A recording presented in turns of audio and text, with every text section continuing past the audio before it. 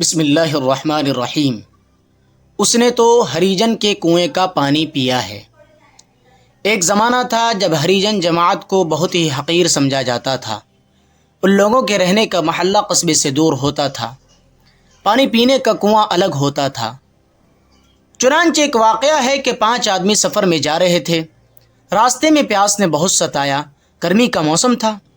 اتفاق سے ہریجن جماعت کا کنواں آ گیا تو آپس میں مشورہ کرنے لگے کہ چلو سب کے سب اس کنویں کا پانی پی لیں، اور سب مل کر عہد کریں کہ یہ بات کسی دوسرے سے نہ کہیں گے کہ ہم نے ہریجن کے کنویں کا پانی پیا ہے۔ 5 آدمیوں میں سے 4 متفق ہو گئے۔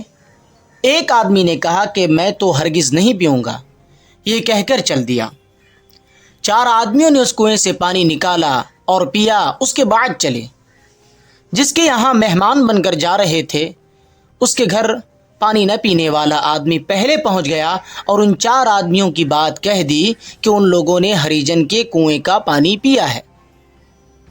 ہریجن کے کنویں کا پانی پینا ان کے مذہب کے بالکل خلاف تھا۔ میزبان نے کہا، اگر ایسا ہے تو ہم ان کو اپنے گھر میں نہیں آنے دیں گے۔ کچھ دیر کے بعد وہ 4 آدمی جنہوں نے ہریجن کے کنویں کا پانی پیا تھا وہ بھی آ گئے۔ جیسے ہی گھر میں گھسے تو دیکھا کہ وہ آدمی جس نے ہریجن کے کنویں کا پانی نہیں پیا تھا، چارپائی کے اوپر بڑے ٹھاٹ سے بیٹھا ہوا تھا۔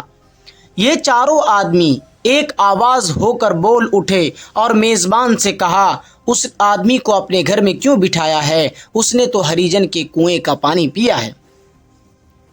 اس نے کہا، میں نے نہیں بلکہ ان لوگوں نے پیا ہے۔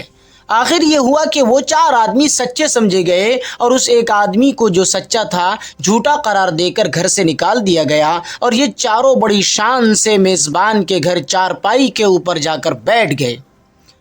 فائدہ یہی حالت ہر جگہ ہو گئی ہے کہ سچے اور حق پرست کم ہیں اور جھوٹے، مکار، دغاباز، چور اور ڈاکو زیادہ۔